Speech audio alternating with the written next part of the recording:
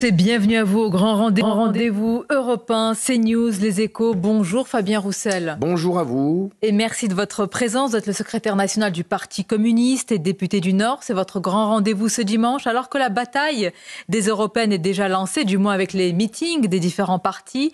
Et dans les sondages, le Rassemblement national écrase le match des intentions de vote. Alors que pèse la gauche face à ce rouleau compresseur? La campagne va-t-elle se résumer aussi à des saillies anti-RN? Comme hier, lors du meeting de Renaissance, une campagne sur fond de prise de parole et de prise de position d'Emmanuel Macron sur l'Ukraine. Le président français qui appelle à ne pas être lâche. Alors comment réagissez-vous? Et puis quelles conséquences peuvent avoir ces propos? Emmanuel Macron est-il selon vous un va-t-en-guerre? Dans cette émission, nous évoquerons aussi la situation à Gaza. Vous revenez d'un voyage en Israël et les conséquences évidemment de tout cela en France. Alors pour vous interroger, mes camarades, Nicolas Barré des Échos, bonjour à vous Nicolas. Bonjour Sonia. Et Mathieu Bock-Côté, bonjour Mathieu. Bonjour.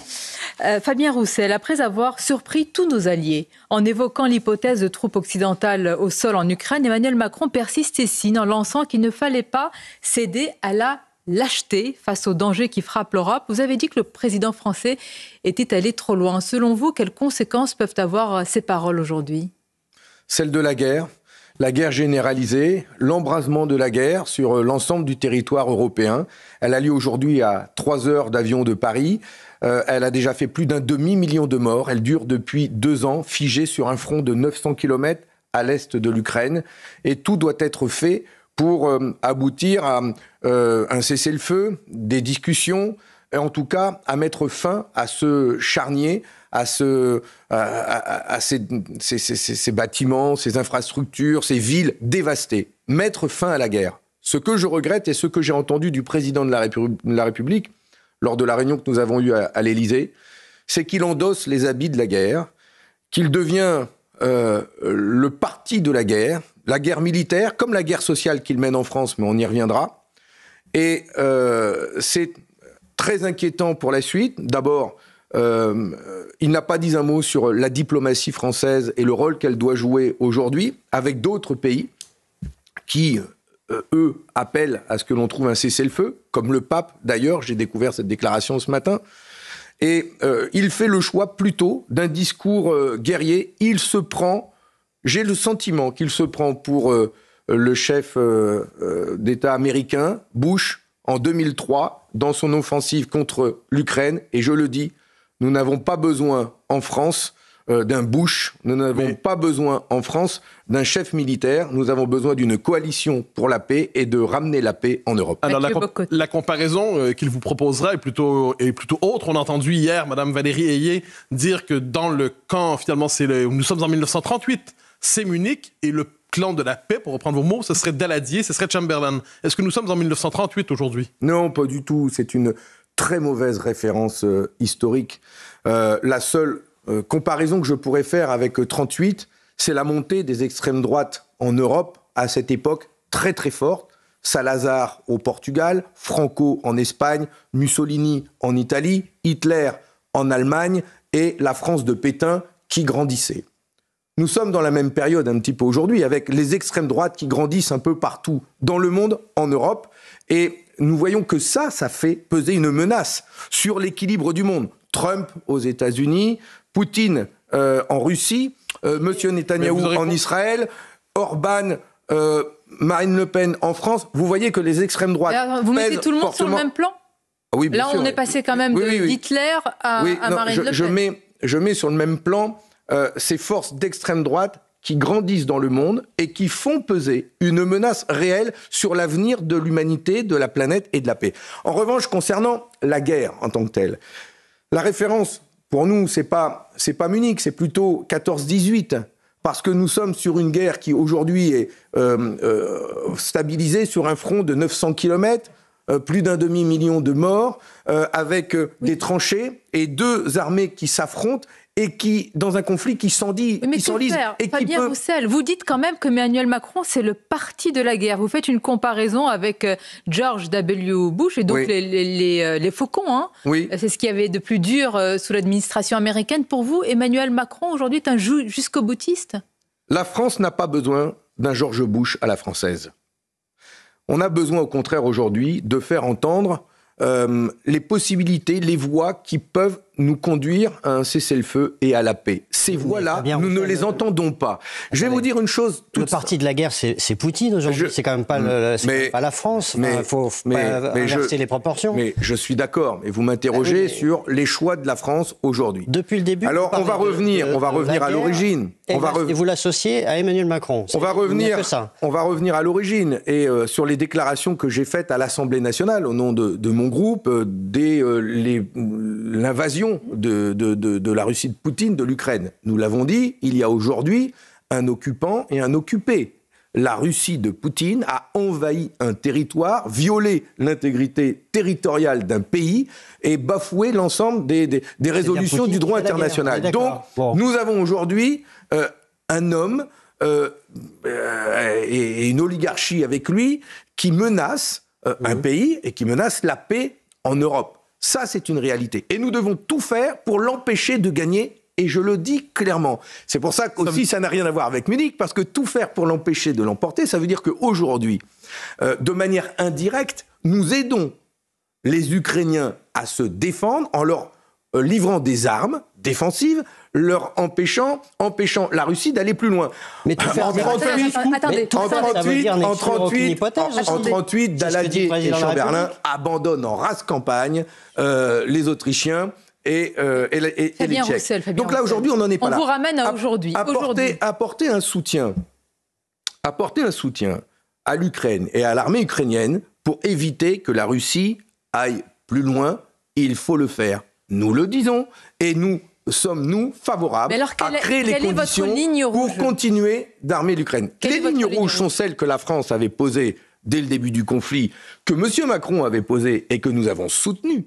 C'est de dire, il y a des lignes rouges à ne pas franchir, ne pas devenir co-belligérant dans ce conflit,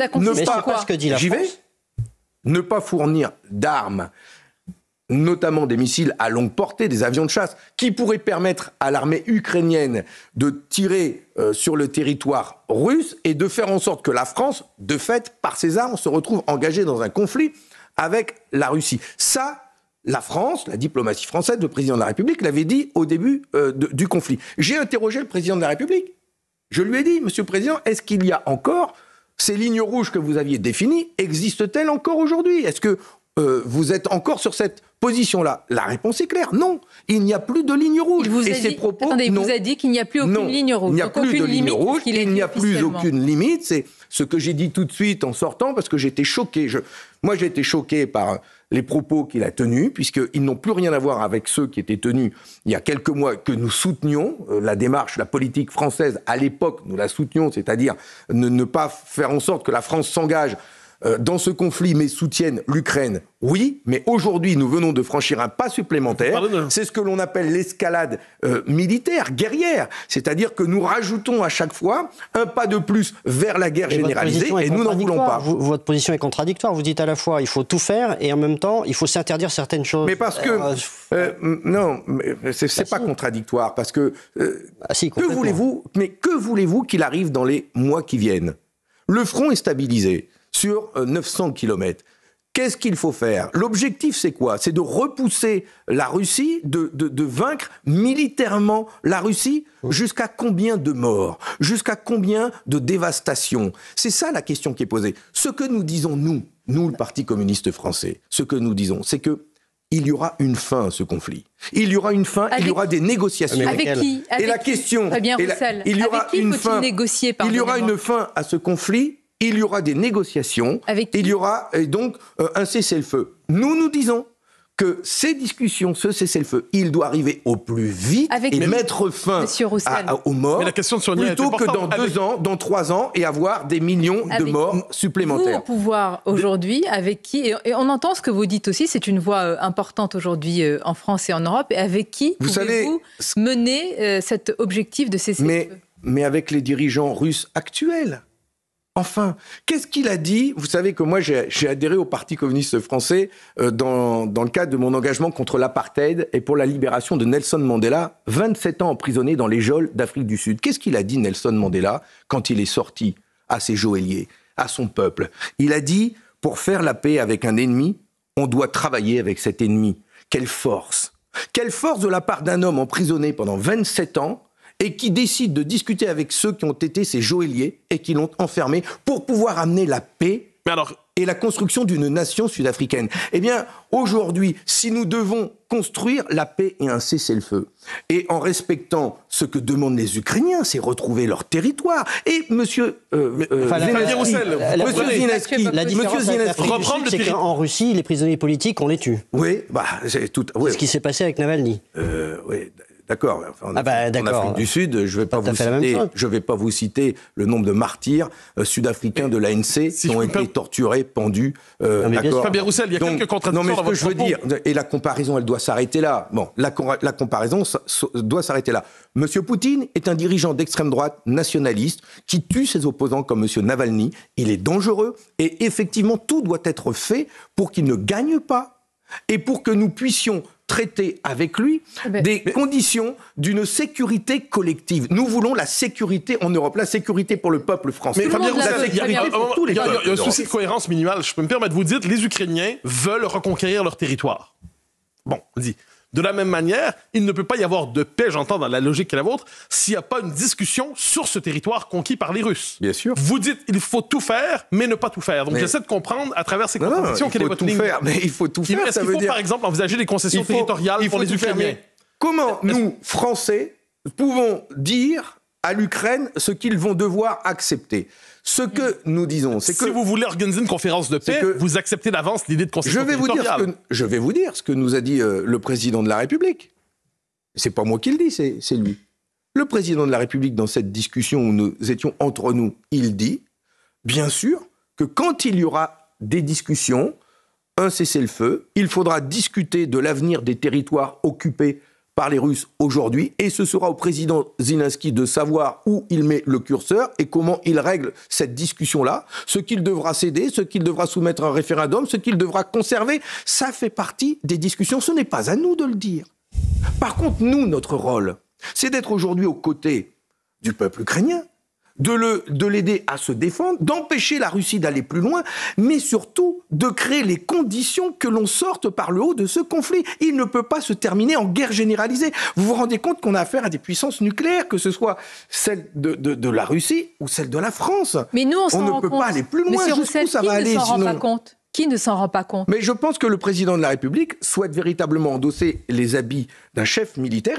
Et je vais aller plus loin. Je pense que, et puis ça s'est déjà vu dans l'histoire, c'est une manière aussi pour lui d'évacuer complètement la situation sociale catastrophique que nous vivons en France, mais aussi en Europe. C'est une manière de faire... Il serait prêt à risquer une guerre nucléaire pour fuir une situation sociale française. C'est une manière pour lui de faire la campagne des élections européennes avec cette caricature absolument stupide et bête de dire il y a ceux qui sont pour l'Ukraine et ceux qui seraient pour Poutine. Enfin, mais quelle bêtise de dire ça. Et d'ailleurs, c'est terrible d'abaisser le niveau politique à ce niveau-là. Alors qu'au contraire, les enjeux sont extrêmement graves. D'un côté, on se bat pour sauver la planète des gaz à effet de serre, des catastrophes naturelles, et de l'autre, elle peut exploser du jour au lendemain parce que des puissances militaires décideraient de régler leur compte à coups de bombes atomiques. Et il faut arrêter cette escalade. Il faut arrêter et en parler au Parlement. C'est très important. Il y a un débat mardi. On va marquer une pause, Fabien Roussel, et vous nous direz aussi... C'est dommage qu'on soit déjà en pause, parce qu'on a encore tellement de choses. Mais c'est pour mieux reprendre juste après, avec vous et évidemment Mathieu Bocoté, Nicolas Barré, à tout de suite. Le grand rendez-vous européen, CNews, les échos avec notre invité Fabien Roussel, avec des mots forts, directs en ce début d'émission. Fabien Roussel, vous avez dit qu'Emmanuel Macron était le parti de la guerre, que nous n'avions pas besoin d'un Bush à la française. Alors la question vous est directement posée, est-ce qu'Emmanuel Macron cherche à instrumentaliser la guerre en Ukraine à des fins de politique intérieure? Vous avez dit oui, est-ce que vous pouvez nous expliquer? C'est-à-dire qu'un président aujourd'hui, nous parlons quand même de risques nucléaires majeurs, pourrait utiliser cela pour ne pas parler de la situation sociale dans son pays? D'abord, je pense, après je me trompe peut-être, je vous livre une analyse comme ça, personnelle, je pense qu'il fait des coups de menton avec un langage guerrier, mais que lui-même ne croit pas un seul instant que la France va s'engager là-dedans, etc.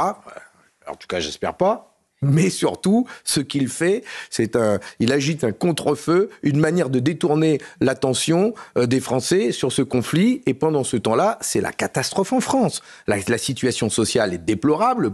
Le pouvoir d'achat des Français fond comme neige au soleil. Et il n'y a aucune réponse qui est apportée, que ce soit pour les agriculteurs, pour les salariés, pour nos services publics.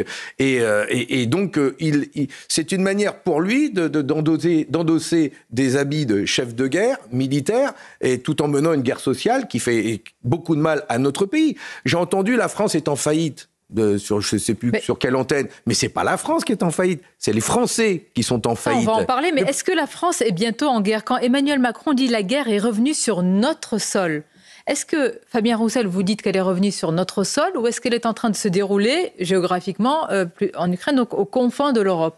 La France, la guerre, elle est aujourd'hui à quelques heures de chez nous, mais les impacts, ils sont énormes et ils pèsent sur les Français, sur l'économie française, sur l'économie européenne.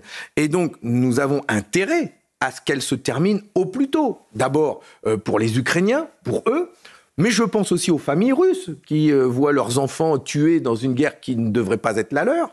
Et puis, je pense, enfin, aux familles françaises et européennes qui souffrent de ce conflit. Donc, il y aura une fin à ce conflit. Il faut que les Français le comprennent. Mais Fabien Roussel... ce qu'il faut, c'est agir, faire pression sur M. Macron, sur M. Attal. Il faut agir, faire pression. Est-ce que vous allez faire, mardi, oui, il y a un débat à l'Assemblée. Les parlementaires sont en effet appelés à se prononcer sur le plan de soutien de la France à l'Ukraine. Soutien militaire. Vous allez le voter ? Nous allons... Alors moi, j'attends de savoir ce sur quoi on va voter. Si c'est sur le discours du Premier ministre, et que le discours du Premier ministre reprend les éléments qu'il y a dans le traité que M. Macron a signé avec M. Zelensky, nous voterons contre.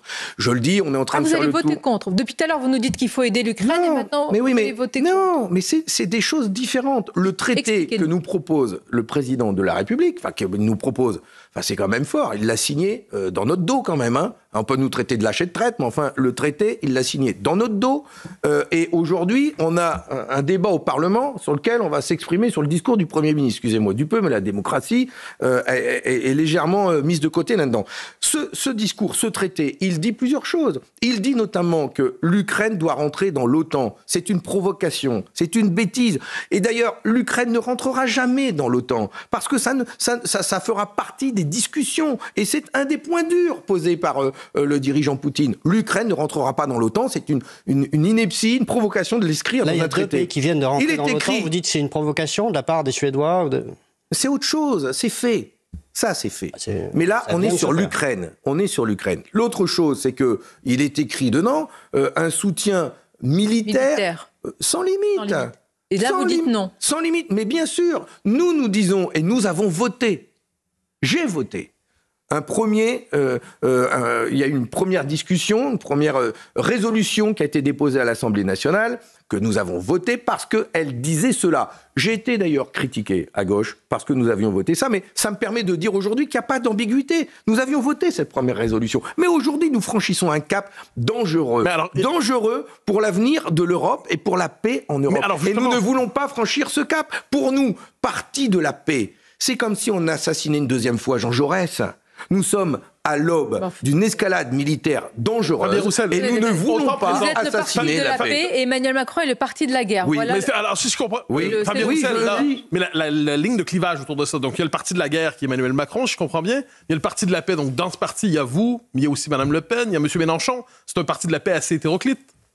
Vous vous sentez solidaire de tous les agents du parti de la paix? Ce que j'entends surtout, c'est qu'il y a une très grande majorité de Français qui n'en veulent pas, représentés par des partis qui peuvent s'opposer. Mais écoutez les Français d'abord. Mais vous vous sentez plus près sur cette question-là, par exemple, du Rassemblement national que du président de la République? Je me sens très proche des Français. Vous dites qui me disent, eux, je suis rentré à Saint-Amand-les-Eaux de mon voyage en Israël-Palestine, et quand je rentre chez moi, je suis allé dire bonjour dans un café, où je vais toujours quand je rentre d'abord, et les gens tout de suite m'ont interpellé. Mais ils m'ont attrapé la manche en me disant « Mais il est fou là-haut, il est fou Macron, il est fou le président. Qu'est-ce qu'il a bu, qu'est-ce qu'il a fait, qu'est-ce qu'il prend ?» Mais j'entends ça. Vous mesurez un peu ce qui se dit dans le pays. C'est ce qui est dit, c'est-à-dire qu'on pense qu'il est irrationnel sur ce sujet totalement. Mais bien sûr, il a pris une décision seul, sans concertation nationale, sans même concertation avec les autres chefs d'État. Il s'est isolé diplomatiquement, alors que la France devrait prendre une place originale, au regard de son histoire, justement, et être celle... Nous avons le 3e réseau diplomatique mondial. 187 ambassades et représentations nationales. Et je salue nos diplomates à l'étranger. Pourquoi ne sont-ils pas mobilisés au service d'une grande coalition diplomatique pour aboutir à un cessez-le-feu, pour faire en sorte que l'on arrive à trouver les termes de ce qui pourrait être mis sur la table? Au fond, vous êtes plus du côté de Donald Trump, finalement, qui ne veut pas d'aide supplémentaire à l'Ukraine. Soyez pas provocateurs. Ça n'a rien à voir. Donald Trump, et comme beaucoup de partis d'extrême droite, y compris le parti de Mme Le Pen, ont affiché leur proximité idéologique avec des dirigeants nationalistes, y compris M. Poutine. Ça n'a rien à voir avec ce que nous disons. Nous, parti internationaliste, parti fondamentalement pacifique et qui s'est toujours battu pour faire en sorte que les guerres atterrissent. Ne nous poussez pas à rappeler aussi, puisqu'on est dans l'histoire, les conséquences et les effets du communisme aussi. Non, mais ne me faites pas ce regard-là. Mais je vous parle de moi, je vous parle de nous, du Parti communiste français. 39-41, c'est une période complexe. Vous n'allez pas me parler quand même de ce qu'ont fait des dirigeants qui n'ont rien à voir avec l'idéologie, l'idéal que nous portons. Et je vous rappelle que l'idéal communiste, c'est celui qui vient de rentrer au Panthéon par la voix de Missak Manouchian. Et nous sommes un parti pacifiste, mais nous n'avons jamais eu peur, nous, de prendre les armes pour combattre les envahisseurs et faire en sorte que nous puissions vivre libres dans notre pays. Mardi, la majorité va vous dire que si vous votez non, vous votez Poutine. Qu'est-ce que vous allez répondre à la majorité? Eh bien,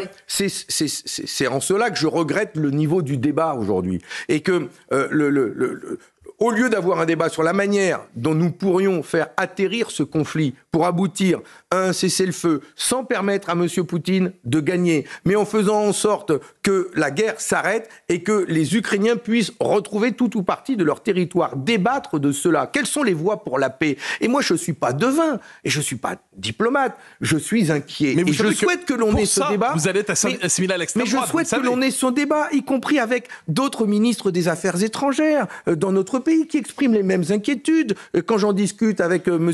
Hubert Védrine, quand j'écoute M. Dominique... Il était là la semaine dernière, à votre place. Quand j'écoute M. Dominique de Villepin, que j'ai retrouvé cette citation de Jacques Chirac, la guerre, c'est toujours un ultime recours, c'est toujours un constat d'échec, c'est toujours la pire des solutions, parce qu'elle amène la misère et la mort. Mais je me retrouve 1000 fois dans ces phrases qui sont fortes, et je pense qu'il y a en France un rassemblement républicain à construire, pour dire à M.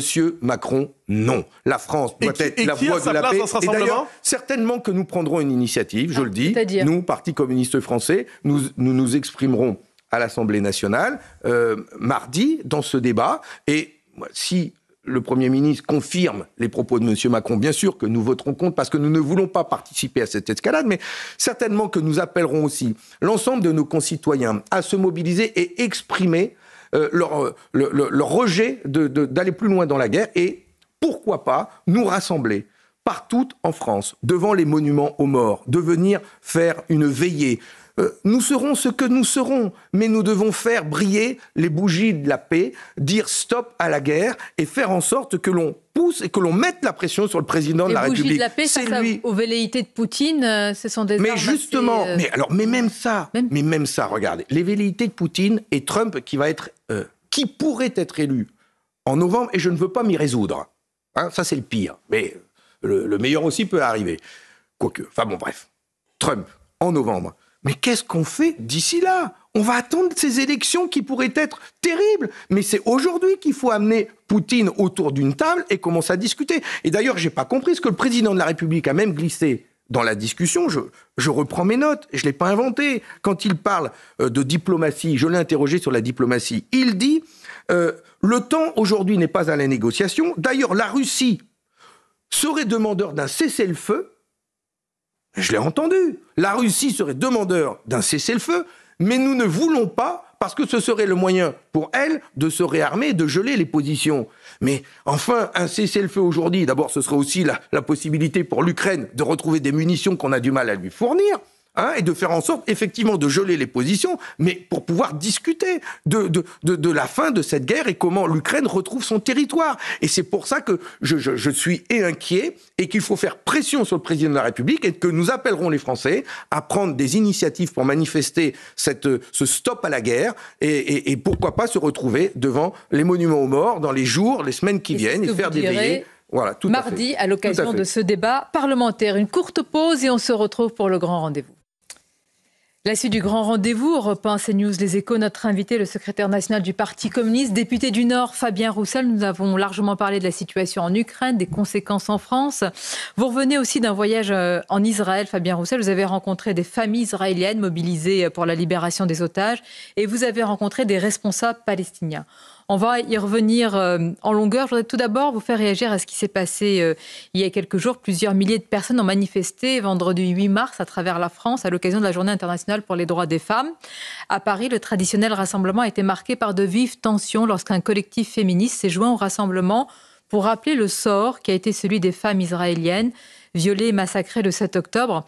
Est-ce que vous apportez votre soutien à ce collectif appelé Nous Vivrons et qui a manifestement plus que des difficultés à intégrer un rassemblement pour les femmes? Il y a eu des insultes, il y a eu des menaces, des bousculades importantes. Qu'en pensez-vous?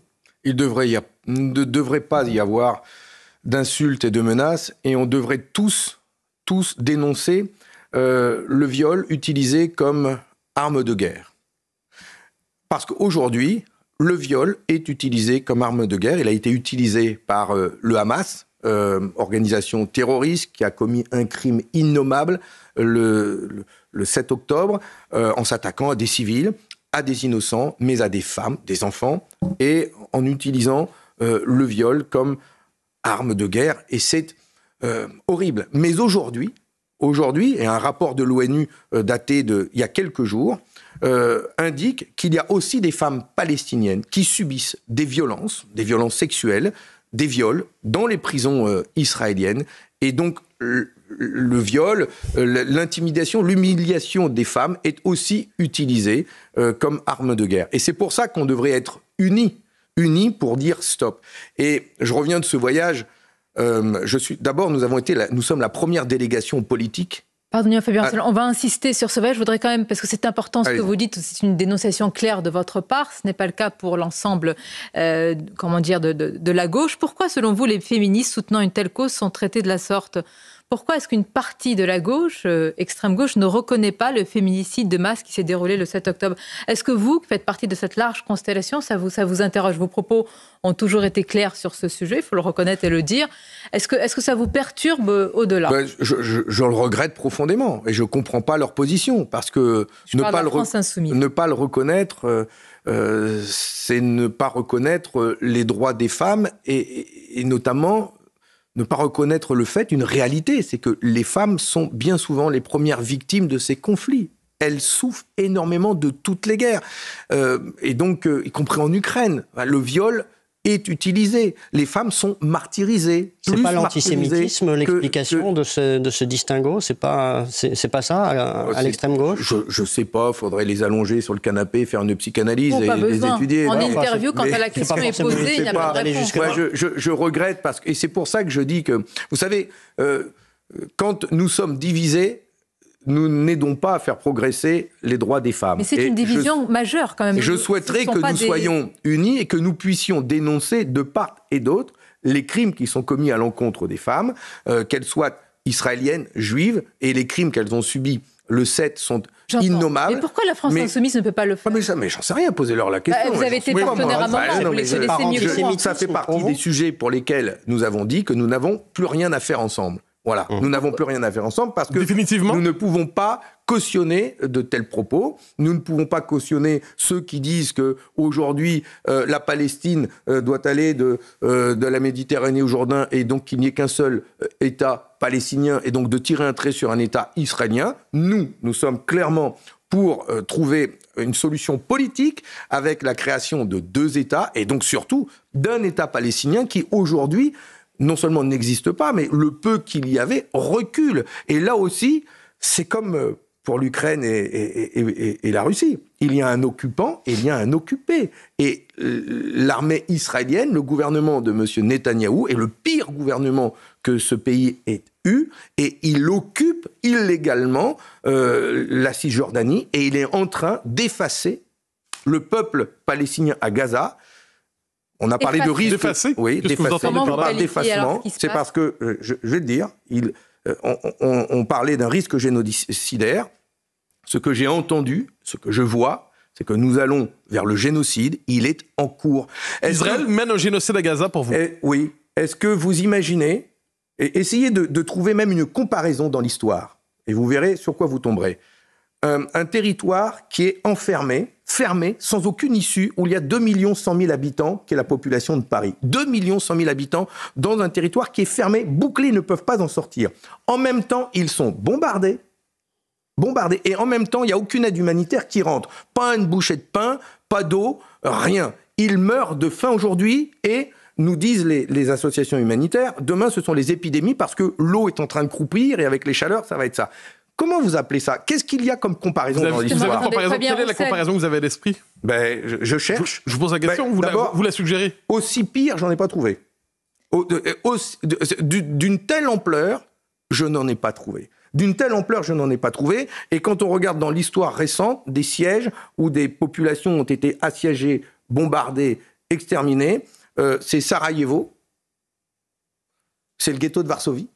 Donc pour vous, il y a une comparaison. Israël, en soi, mène une politique qui vous fait penser au ghetto de Varsovie. Ouais.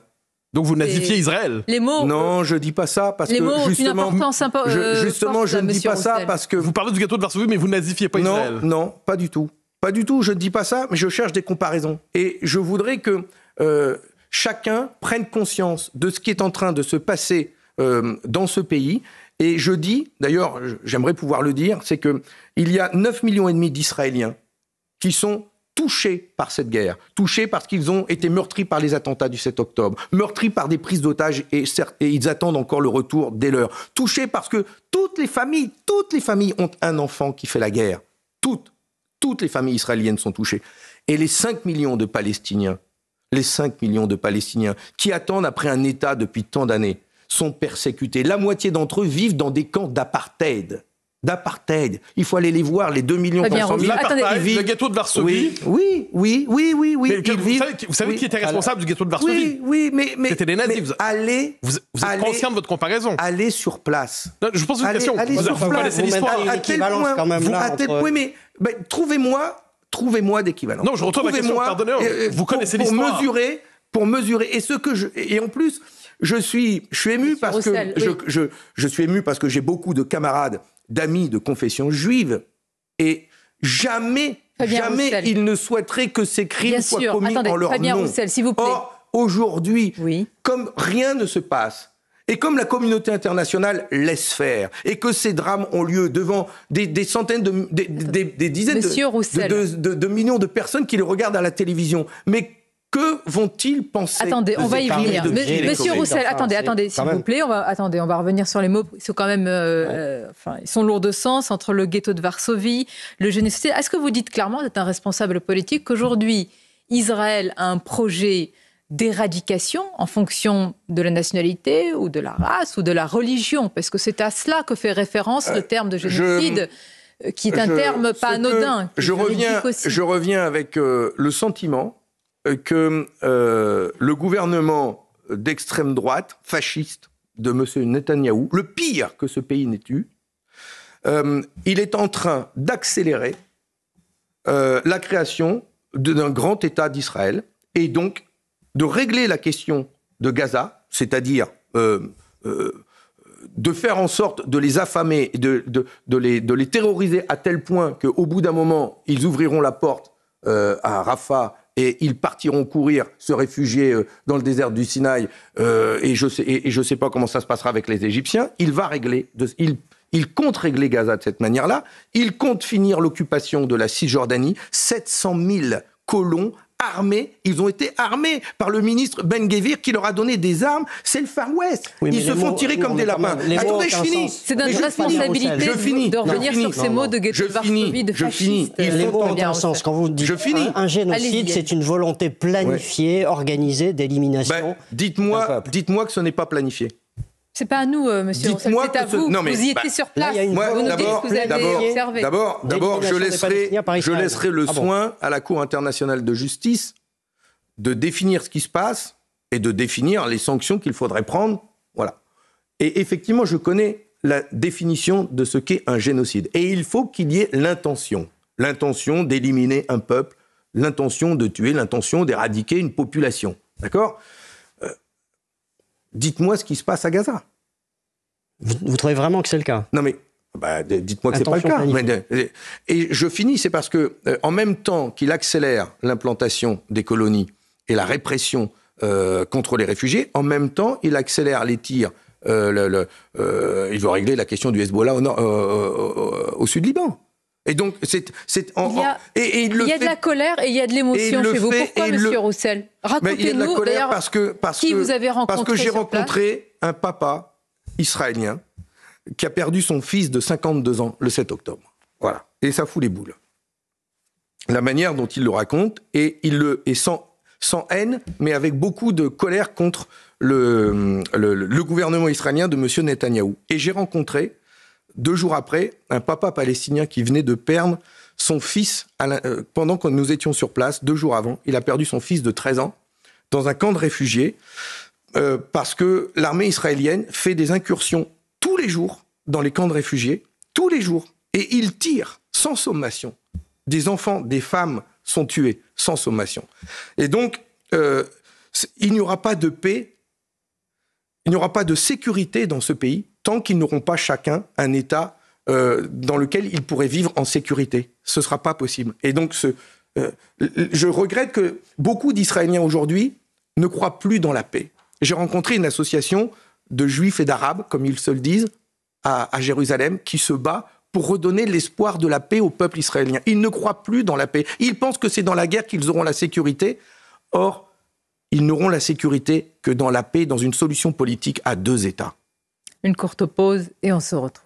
La suite du grand rendez-vous, nous venons d'évoquer la situation en Israël, à Gaza, en Cisjordanie, avec aussi des mots forts et beaucoup d'émotions de votre part. Donc c'est l'occasion de rendre hommage à ces 2 pères, à la fois palestiniens et israéliens que vous avez rencontrés, et d'évoquer à présent, c'est dur cet enchaînement, mais une campagne politique avec les européennes qui démarre avec une bataille des meetings. On a entendu hier Fabien Roussel, la tête de liste Renaissance, Valérie Ayé, intronisée à Lille, qui a fait... tout son discours a été consacré à des saillies anti-rassemblement national. Est-ce que cette campagne des européennes va avoir va prendre ce ton-là ? Je le souhaite pas. Et d'ailleurs, je trouve que la majorité fait une erreur, parce qu'en faisant ça, ils font beaucoup de pubs. Rassemblement national, à sa tête de liste. Et en installant un duel, ils veulent, comme s'ils voulaient partager l'électorat en 2. Et c'est une manière de faire monter l'extrême droite. Alors qu'il y a en France des listes de gauche, plusieurs, qui portent des projets, qui se rejoignent sur beaucoup d'aspects, et qu'il peut aussi y avoir, à l'issue de ces élections européennes, beaucoup plus de députés européens de gauche et écologistes qu'il n'y en avait avant. Et donc, nous pouvons nous aussi montrer que la gauche, elle est aujourd'hui porteuse de propositions qui défendent la souveraineté française, la souveraineté agricole, la transition écologique, la reprise en main de la finance. Et c'est ce que nous voulons faire, nous, avec Léon Desfontaines et d'autres forces politiques. Donc, nous avons construit une liste de gauche unie pour le travail et pour la paix. Et de tout cela, il faut que l'on en parle. Les Français, ils doivent avoir connaissance de l'ensemble du débat. Ça ne peut pas être un tête-à-tête... Bardella. On va parler de vos propositions, simplement pour parler de ceux qui sont sur la liste et faire le lien avec le sujet précédent. Rima Hassan, qui est une militante, vous avez tout à l'heure dit que vous étiez contre, vous opposez à ce slogan « From the river to the sea », qui suppose qu'on on efface Israël. Elle est sur la liste de la France insoumise. Que représente-t-elle à vos yeux, cette jeune femme ? Vous venez de le dire, elle porte un projet qui n'est vraiment pas du tout le nôtre. et qui n'est pas porteur, en tout cas, d'une solution politique et de paix, respectueux des deux États, des deux peuples, qui doivent pouvoir coexister ensemble sur ce petit bout de terre, qui est le berceau de l'humanité, avec l'ensemble de ces religions qui vivent ensemble là-bas. Et donc, nous ne partageons pas du tout ce projet qu'ils ont. C'est bien pour ça que nous n'avons pas fait de liste commune, que nous portons un autre projet pour l'international, notamment sur cette question israélo-palestinienne. Et je suis fier d'être moi aussi sur cette liste avec Léon Desfontaines et d'avoir un message à porter pour nos compatriotes, mais aussi à l'international, et avoir des députés européens demain qui, sur cette question israélo-palestinienne, seront clairement pour une solution politique à deux États. Et plus largement, vous dites, Fabien Roussel, nous voulons faire respecter la voix des peuples en Europe et construire une Europe qui respecte la souveraineté de chaque peuple et qui coopère entre eux. Très honnêtement, si on prend cette phrase, et c'est vrai que je n'ai pris que celle-ci, on pourrait la retrouver chez le Rassemblement national. Oui, sauf que le Rassemblement national font beaucoup de punchlines, de slogans, mais avec des propositions et des actes derrière creux. Voilà, tout le monde le dit aujourd'hui, plein d'articles dans la presse sur le peu d'amendements déposés par M. Bardella et sur les positions qu'il a prises, notamment il a voté contre la PAC et donc contre ces aides qui arrivent à nos agriculteurs. Alors il a changé d'avis, une fois oui, une fois non, et il dit que la PAC ayant évolué, maintenant il l'accompagne. Mais justement, vous savez, il faut être clair en politique. Et on ne peut pas être bic et bouc et bic. Hein. Il faut savoir ce qu'on défend. C'est une expression de chez moi, mais il faut savoir. J'avais compris. Oui. Il faut savoir ce qu'on défend. Or, ce que défend M. Bardella, c'est pas clair. Dans extrême droite, il y a droite. Et ce qu'il propose, lui, est de continuer de s'inscrire dans une Europe qui sera foncièrement libérale et teintée de nationalisme. Et c'est pour ça que son projet est inquiétant, mais qu'il y a des forces de gauche, et la gauche unie que nous allons nous représenter avec Léon Desfontaines, avec Emmanuel Morel, mais aussi avec Samia Jaber. Pas unie sans la France insoumise, etc., désunie sur beaucoup de sujets. Mais la gauche, c'est pas que la France insoumise. Oui. Il y a des voix à gauche qui portent un projet social, de justice sociale, de justice fiscale, des personnalités, des partis. Je pense à la gauche républicaine et socialiste d'Emmanuel Morel qui est avec nous. Je pense aux radicaux de gauche qui sont avec nous. Je pense à l'Engagement, le parti qui a été fondé par M. Montebourg. Samia Jaber sera en 6e position. C'est une chef d'entreprise de Belfort. Donc on a aussi une vingtaine de représentants du monde du travail, syndicalistes, de l'éducation nationale, bref.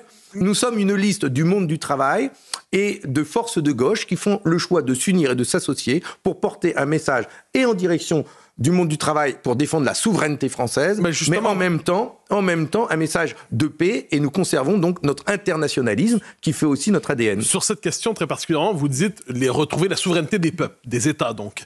Est-ce que, pour vous, Bruxelles, aujourd'hui, a trop de pouvoir globalement? Je le dis de manière assez claire. Est-ce que la souveraineté devrait être au niveau national ou européen? Non seulement elle a trop de pouvoir, mais en plus, elle l'utilise contre les peuples. J'entends aussi, je vais vous répondre là-dessus. Quand j'entends Valérie comment vous dites Ayé. Valérie Ayé dire où on est pour l'Europe, où on est contre l'Europe. S'il faut aller sur ce terrain-là, je suis contre leur Europe libérale, leur Europe qui a désindustrialisé mon pays, qui a mis notre agriculture à genoux, qui a dézingué nos services publics et notamment celui de l'électricité et qui fait qu'aujourd'hui, ils nous mettent pieds et mains liés avec le marché européen de l'énergie. Quand nous disons, nous, que nous rejetons leur Europe, cette Europe pourrie qui nous a abîmés, nous voulons nous construire une autre relation avec les pays d'Europe pour pouvoir justement retrouver les moyens de répondre aux besoins diriez-vous Europe des nations ? Et par exemple, une Europe des nations qui respecte la souveraineté des nations, mais qui leur permette de travailler ensemble. Vous êtes le premier des gaullistes, et alors. Donc, oui, bien sûr, oui, ça ne me dérange pas de l'Europe des nations, de le dire comme ça. Mais vous savez, il n'y a pas que moi qui le dit. Oui, mais justement, l'impensé, je m'excuserai pour l'auteur, je ne retrouve plus son nom, mais il n'était pas communiste. L'impensé de cette Europe, ce sont les nations. C'est juste. L'impensé de l'Europe, ce sont les nations. Et il faut redonner aux peuples, aux nations, le pouvoir de décider de leurs choix économiques et politiques, bon sang. Et donc cette Europe a tout fait pour nous embrigader dans des logiques financières qui nous ont abîmés. Pendant que certains sabrent le champagne, nous, on serre la ceinture. Ça, c'est terminé. C'est clair, c'est net. Le projet européen que nous portons, nous, c'est une coopération entre les peuples. Nous voulons reprendre la main sur le marché, sur l'électricité, donc, sur l'énergie. Nous avons une autre Europe, des centrales nucléaires, des éoliennes, des barrages hydrauliques. Nous pouvons produire suffisamment d'électricité pour répondre aux besoins du peuple, de nos économies, de nos entreprises, de notre industrie. Eh bien, oui, nous disons que l'électricité, la facture d'électricité pour les commerçants, les boulangers, les restaurateurs, les industriels, les ménages, les communes, nous pouvons la diviser par 2, voire par 3. Ça, c'est une question de souveraineté. Et cette souveraineté-là, nous voulons la défendre avec cœur, avec passion, et rien ne nous empêchera de le faire au Parlement européen. Eh bien voilà, le programme est connu, vous le défendrez avec, on l'a compris, force et conviction. Merci Fabien Roussel d'avoir été notre invité. Je remercie évidemment mes camarades Nicolas Barré et Mathieu Bocoté. Et on vous souhaite à tous très bon dimanche sur nos antennes.